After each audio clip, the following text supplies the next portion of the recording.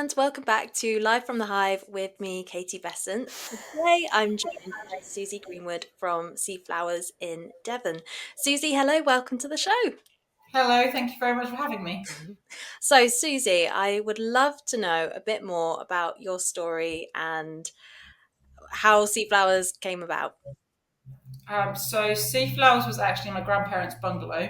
They bought it a long time ago, and when they got sick, my parents took over and converted it into a bed and breakfast so that they could stay at home and my parents could have a new livelihood. So they sold their home, rebuilt Seaflowers. It was a bungalow. They built an upstairs to it and started running a bed and breakfast. They weren't sure it would take off, and it became extremely successful. So they ran that for 14 years, and they were thinking about retiring around the time of lockdown. So I spent the first lockdown actually in Devon. I lived and worked in London at the time. And the appeal of being down in Devon rather than in a small flat in London for lockdown period. So I came down here and I completely refell in love with Devon. And when they said that they were thinking of retiring, I realised that I couldn't let them sell the property. And so we started a conversation about how that might work. I've got two younger sisters, so it wasn't a case that they could just give me the property. So how I could buy it from them. We started that conversation. It took quite a long time. And then I took over. So for the first couple of years, I lived alongside them in a little holiday annex. Sadly, my grandparents had passed away by then. So I moved into the annex. They carried on running their bed and breakfast. And then this time last year, actually, they just moved into a new property and I took over. And I spent last winter renovating, which was an extremely long process, and opened in March this year. Amazing. Yeah, you're actually just down the road from me in Yeah. Frogmore in South Devon, and we're in a very touristy area. Lots and lots of holiday cottages. So, what makes Seaflowers stand out from other sort of coastal retreats, especially in the South Hams? Well, first of all, so Seaflowers is quite a large property. So we sleep 14 people. So it is the largest in the area in the South Hams. But the concept of Seaflowers is a little bit different to quite a lot of holiday properties where you can book Seaflowers as a holiday home for 14, or you can book by the room only. So when you're booking a room only, you're booking that ensuite bedroom and then you have shared facilities with the kitchen, living room, and gardens. It's actually a concept I copied off a place I'd stayed in Byron Bay that worked really well because I think travellers are a little different these days in that not everybody wants a bed and breakfast. Some people love to go out for breakfast, they love to cook for themselves. So it gives that added flexibility. So whilst the majority of my bookings do come from full house for 14, that is quite a large property to book. And that room only option gives people another way of staying at Seaflowers. And there's a real kind of sense of community with that as well. I found that people who have booked room only have really enjoyed sharing the communal space with other visitors. One lady told me that she will never go to a normal bed and breakfast again because she loved the fact that she was traveling by herself and then she could share dinner with other like-minded travelers. So I think that's kind of a slightly different way of approaching travel. And I think I've traveled a lot myself. And I think travel is changing as an industry. So giving people different options, I think, is something that I really wanted to be able to do with Seaflowers and seems to be working well. But also, I really wanted it to be more than just a holiday home. So, whilst it is a beautiful holiday home, there's a lot of things that I think make it a bit different. So, first of all, as part of the renovation process, I partnered with Bert Fowler from Bert and Boy. I've always loved his artwork. He does very distinctive line art. It's very coastally driven. I've been a big fan of his work for years. And we became friends through me being in his shop all the time. And he'd always said that he loved Seaflowers and Frogmore in particular because he had shops in Salcombe and Dartmouth, so he was driving past it all of the time. And we talked about doing a bespoke piece of artwork of Frogmore, and that evolved into him really kind of being my creative director. So he created this piece of artwork, which is beautiful, of Seaflowers, and we themed all of the bedrooms around different ones of his characters. So I have the crab room, the seal room, the shrimp room. Every room at Seaflowers is around one of Bert's characters. And that's everything from the artwork to the mugs to the cushions. Like each room is really like an immersive experience around one of his characters. So the whole property has this very distinctive brand, which also pulls through to my website, my marketing.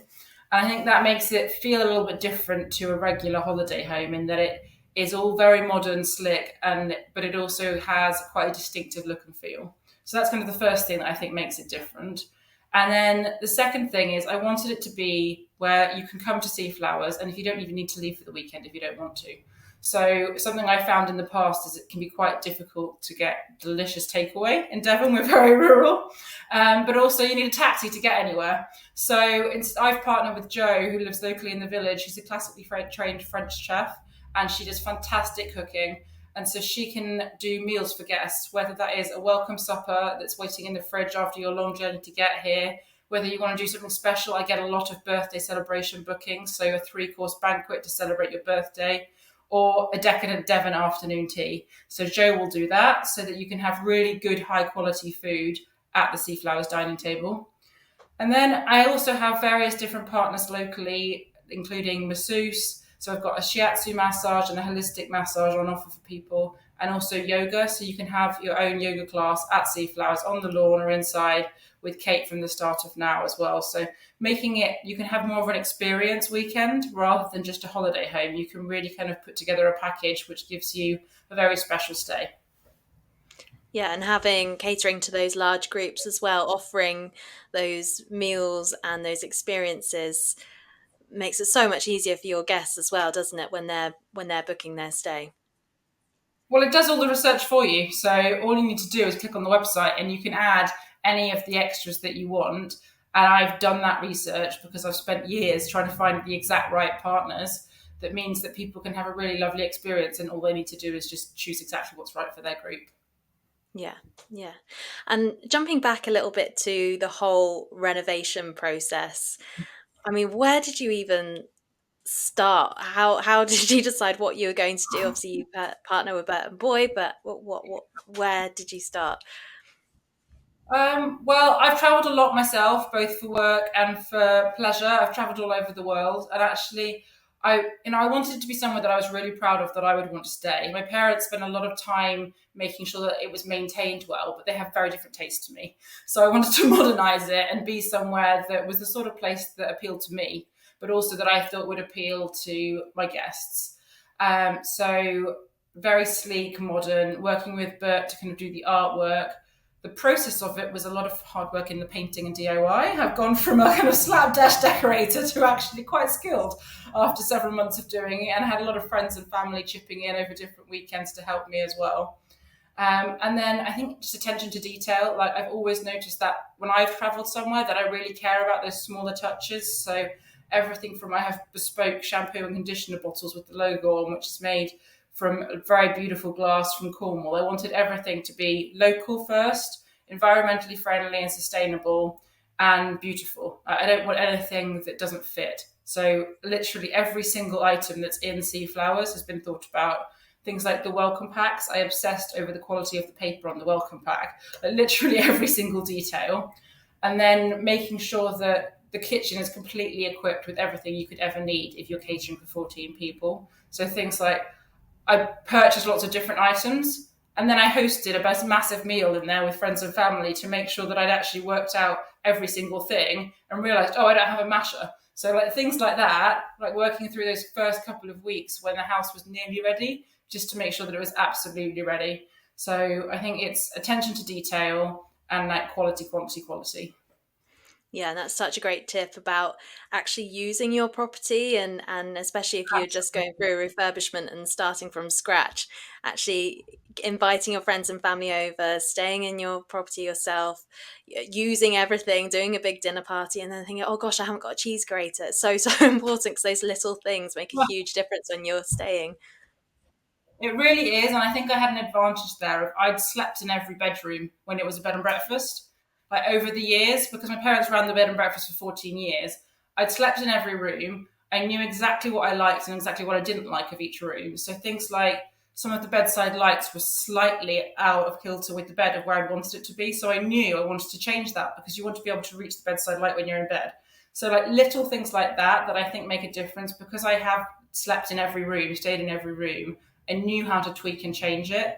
And then I think it's important to keep doing that. So after I renovated, because I changed all the furniture as well as the furnishings, I then have made sure that I have slept in every room, used the bathrooms to make sure that actually, that if something doesn't work, you know it. I think it's so important as an owner that you do that. And I know a lot of property owners don't do that, but then they don't really know the experience of what it is to stay in your property. So I do think it's important. Yeah, and as you say, to do that regularly as well, so you know Yes. if something's not quite working and people aren't reporting it, or it's something minor that can make it Yeah. again a big difference. And I want Yeah, my guests to have a really seamless experience. Like, you have to test things that they work, because I think that I've created what I want to be a luxury experience. And so the very basics are crucial to that before you even think about the luxury touches. yeah, yeah. So I first came across your property through Instagram, and I think your Instagram captures the beauty of the area and your property so well. So how do you approach creating content that really shows the incredible experience that you've created at Seaflowers? I would say, first off, really great photography. So I'm very fortunate that I have two very talented photographers. So a friend of mine, Sue Porter, does all of the interior photography, and we worked together to make sure that we had a bank of images, not just of the rooms, but also of the lifestyle features and elements, and also seasonal. So she's come and taken photos at different times of the year.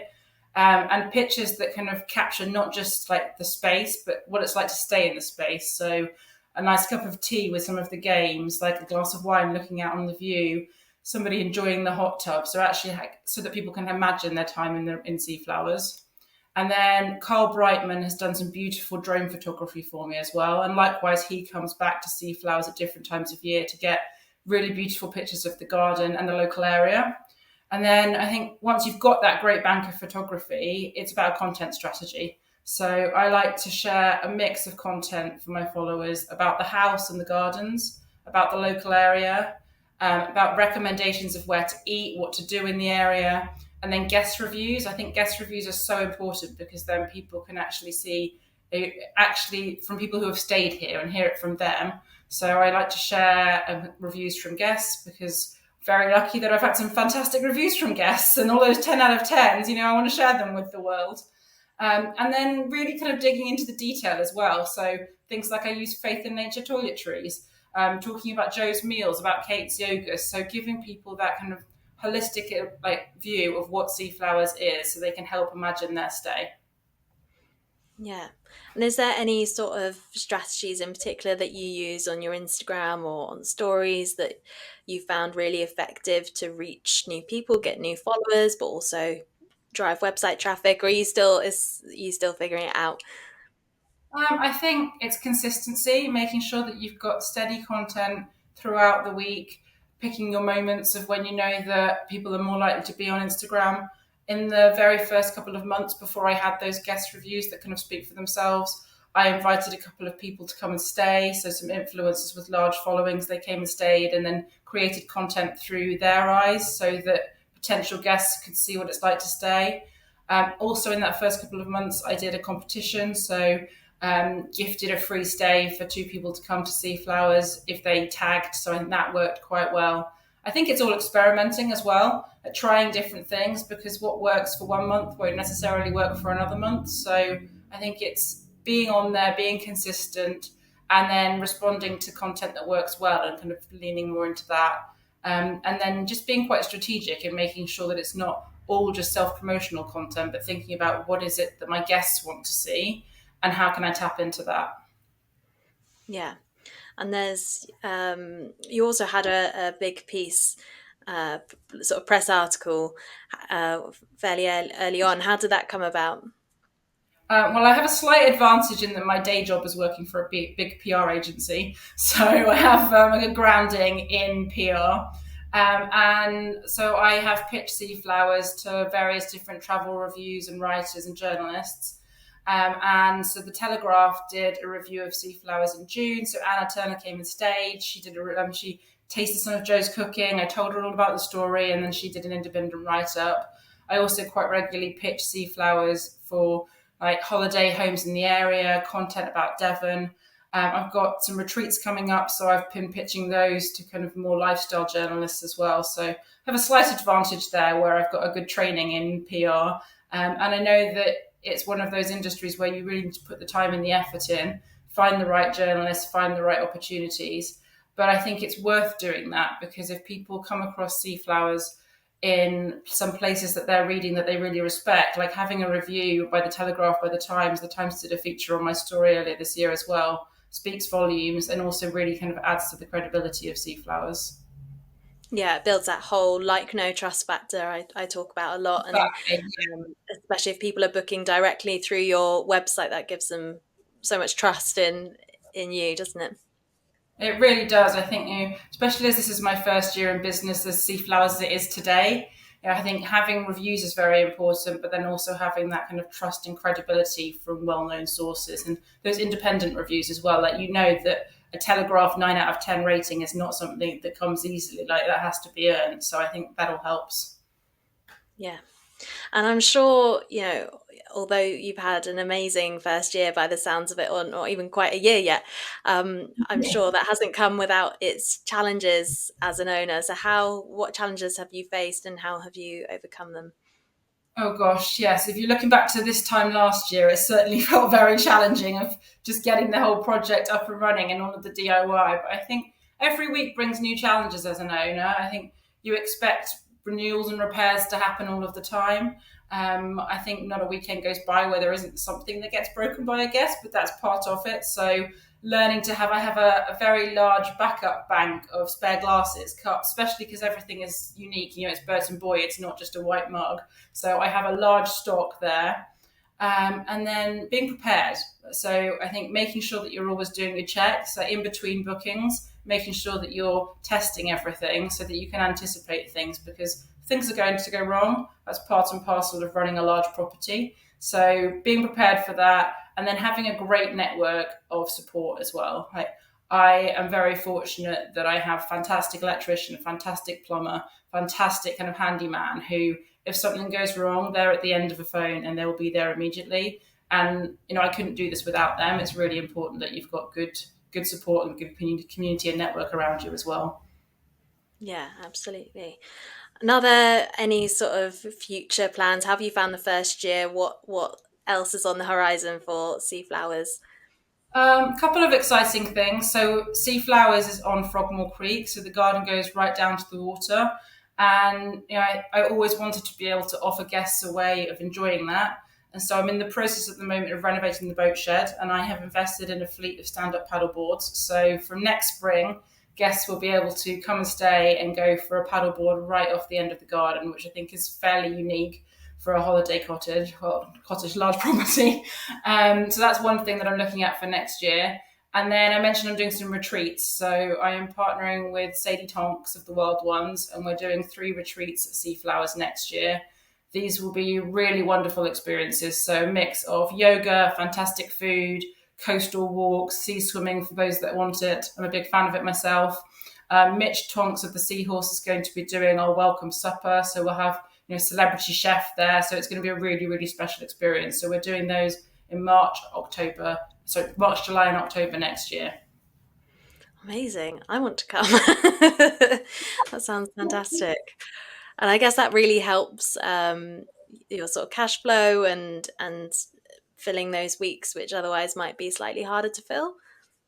Well, I think like Seaflowers is it works really well as a retreat property. I actually held a retreat for my team at work here a few years ago myself, and because there's large communal spaces and every room is en suite, it sets itself up very well for a retreat where people can come together. Whether that's for yoga or for some corporate environment, I think it's a house that lends itself well to that. So it was always something I had the idea of doing, and I thought that we'll give it a go next year. Yeah, I'm excited for you to see how it all goes. But yeah, that sounds absolutely amazing. So finally, what's one tip that you could give to a fellow owner? It could be marketing, it could be anything. What is one tip that you would give? Good question. I think I would say invest in your brand. It will pay for itself. So really put that effort into getting your brand right, knowing what your story is, and knowing what your look and feel is, so that everything can be consistent from your color scheme, your font, how you talk about yourself. Like, be consistent with that and give that time and thought. Amazing. Um, Thank you so much, Suzy. It's been really interesting hearing about Seaflowers and your whole how it came about and your plans for the future as well. Where can the listeners find a bit more about you? So you can visit the website, which is seaflowers.co.uk. You can follow on Instagram, which is Seaflowers Devon, and you can find us on Facebook, which is Seaflowers Guesthouse Devon. Fantastic. Thanks, Suzy. Thank you very much.